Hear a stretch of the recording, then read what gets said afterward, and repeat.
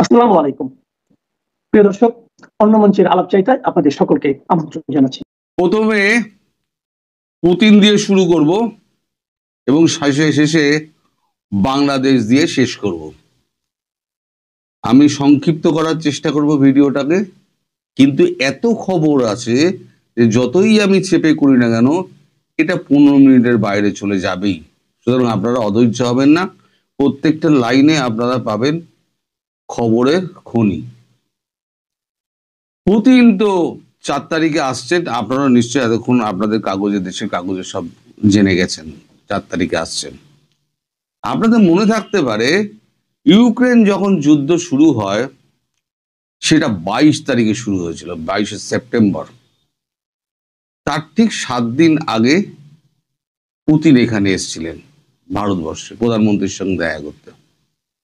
কারণ উনি জানতেন আমি যদি ইউক্রেনের বিরুদ্ধে যুদ্ধ শুরু করি তাহলে আমার উপরে স্যাংশন চাপবে, এবং স্যাংশন চাপলে সেখান থেকে বেরোবার পথ একমাত্র ভারতবর্ষই করে দিতে পারে।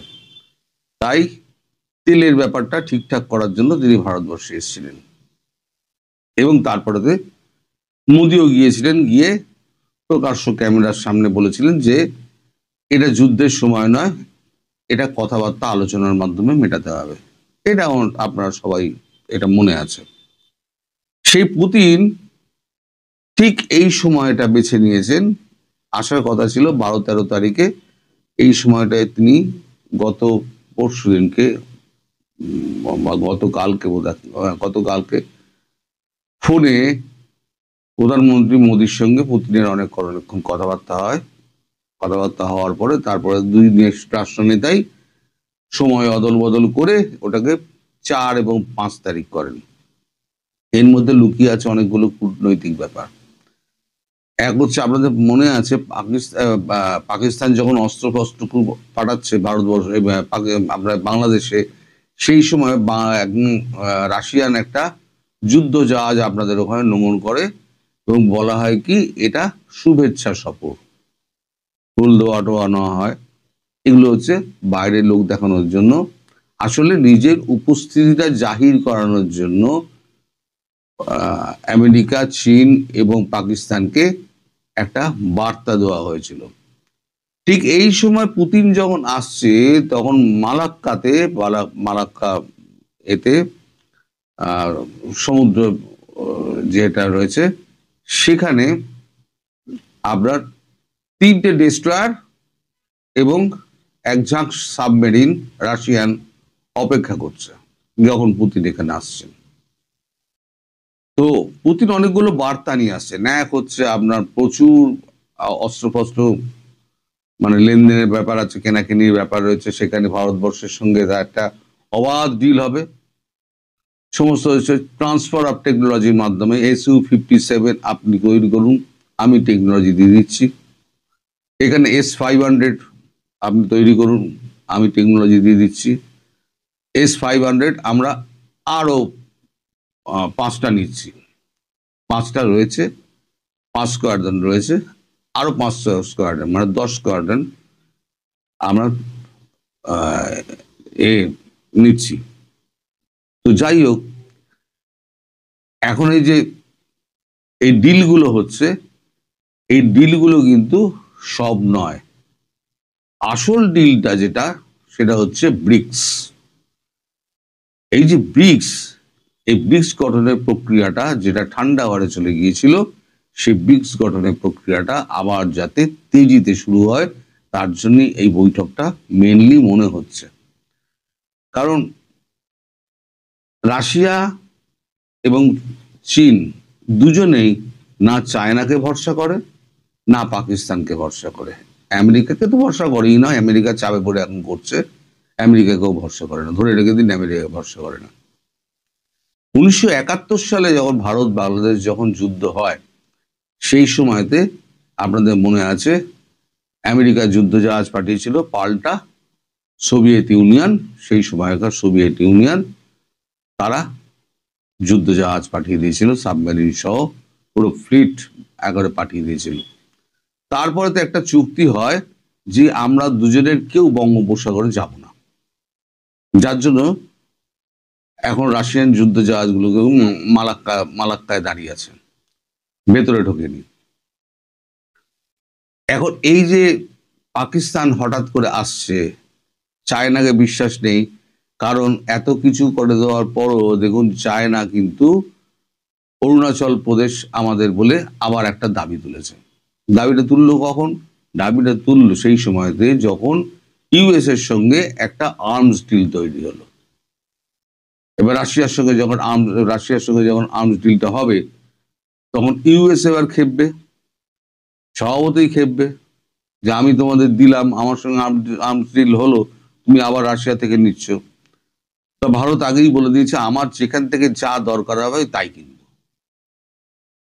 আমি কারোর বান্দা নই, আমি কারোর নৌকর নই, আমার যেখান দিয়ে মনে হবে আমার এটা দরকার আমি সেখান দিয়ে কিনবো, এবার আপনি কি করবেন না করবেন আপনি ভেবে নিন। মার্কো রুবিও এবং জেডি ভান্সকে বলে দিয়েছিলেন। আপনারা দেখুন এত কিছু হচ্ছে, তার মধ্যেও কিন্তু বাংলাদেশ নিয়ে এত কিছু হচ্ছে, এখনো কিন্তু ট্রেড ডিল সই হয়নি। ট্রেড ডিল কিন্তু আটকে পড়ে রয়েছে, ট্রেড ডিল এখনো সই হয়নি, মানে পুরোপুরি ঘটনা শেষ না হওয়া পর্যন্ত ট্রেড ডিল সই হবে না। যাই হোক, এই যে পুতিন আসছেন, পুতিন এসে এখানে এক ঝাঁক লোক নিয়ে আসছেন, তার পারিষদ নিয়ে আসছেন, এখানে প্রচুর ডিল ফিল হবে এবং একটা ক্লোজ ডোর মিটিং হবে নরেন্দ্র মোদী এবং ভ্লাদিমির পুতিনের মধ্যে। যেমন 45 মিনিটের মোলাকাত হয়েছিল দুইজনের গাড়ির মধ্যে, কেউ জানতে পারেনি কি কথা হয়েছিল, আজ পর্যন্ত জানে না। এই ক্লোজ ডোর মিটিং এ যেটা হবে সেটাও মানে ভবিষ্যতে কেউ জানতেও পারবে না কি কথা হয়েছিল দুই নেতার মধ্যে, কেউ জানতে পারবে না। তো সেটা বেকার, ও নিয়ে কথা বলে লাভ নেই। এখন এই যে উনি আসছেন, এই বার্তাটা এমন সময় আসছেন, সে বার্তাটা আমেরিকার কাছে পৌঁছে যাচ্ছে যে এই ইউক্রেন যুদ্ধের আগে যেমন রাশিয়া যেমন ভিজিট করেছিল, আবার ঠিক মানে বাংলাদেশের ব্যাপারে যখন ভারত একটা শক্ত অবস্থানে যাচ্ছে, তখন কিন্তু রাশিয়ার প্রেসিডেন্ট কিন্তু আবার এখানে ভিজিট করছে। সুতরাং আমেরিকার কান খাড়া হয়ে যাবে, যতটুকু এদিক ওদিক করার চেষ্টা করুক না কেন আর করবে না। তাছাড়া ওর মাথায় আছে কিন্তু ব্রিক্স, ব্রিক্স যদি হয় তাহলে পরে মানে আমেরিকার ডলারের কিন্তু 12টা বেজে যাবে, সেটা এখন তলায় তলায় হবে। এবং ইদানিং আগামী বছর 3-এর মধ্যে দেখবেন যে আমাদের টাকা ডিভ্যালুয়েট করছে। এখন আমাদের 87 টাকা তো পার ডলার, $1 দাম হচ্ছে ইন্ডিয়ান রুপি 87 টাকা, এটা দেখবেন 100-তে তুলে দেবে, নামিয়ে দেবে। মানে $1 কিনতে গেলে আমাদের 100 টাকা খরচা করতে হবে। এটা কেন করছে?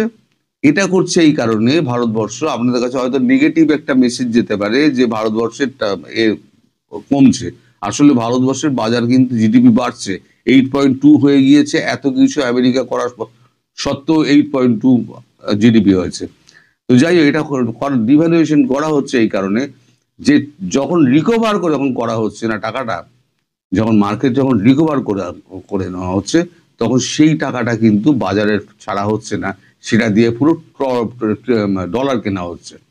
এই ডলারটাকে অন্তত 2-3 ট্রিলিয়ন ডলার, এখন 780 বিলিয়ন ডলার ভারতবর্ষের হাতে আছে, চেষ্টা করা হচ্ছে এটাকে 2 থেকে 3 ট্রিলিয়ন ডলারে মজুতটা করার।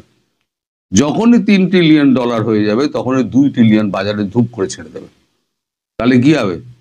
ইউএস এর ডলারের দাম ধাস করে নেমে যাবে, ধাস করে নেমে যাবে। তো এই 2 ট্রিলিয়ন বাজারে ছেড়ে দেয়, তাহলে ইউএস ইকোনমি যখন 12টা বাজবে, ঠিক সেই সময়তে ব্রিক্সের মুদ্রাটা চালু করে দেবে। এটা হচ্ছে কূটনৈতিক পেছনের খেলা। এছাড়া তো আছে বাংলাদেশের মধ্যে যেটা, সেটা নিয়ে হয়তো কালকে কথাবার্তা হবে, কালকে জানতে পারবো, আজকে জানতে পারবো না। এবার আসে আমি বাংলাদেশের ব্যাপারে। বাংলাদেশে এখন অখণ্ড নীরবতা। আপনাকে গতকালকে আমি বলেছি যে অ্যাডভাইজারিটা জারি করেছিল কি? অ্যাডভাইজারি জারি করেছিল ইউএস। ভারত কিন্তু ওখানে বসছিল, ভারত কিন্তু কোনো কথা বলেনি। অ্যাডভাইজারি জারি করেছে 3, 4, 5, 6 এই 4টে দিন ইউএস অ্যাডভাইজারি জারি করেছে।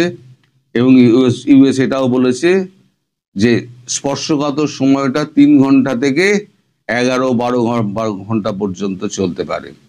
ভারত কিন্তু কোনো কথা বলেনি। আজ এখনো পর্যন্ত ভারত একটা কথা উচ্চারণ করেনি। এই আক্রমণের ব্যাপারে কিন্তু কোনো কথা ভারত বলেনি।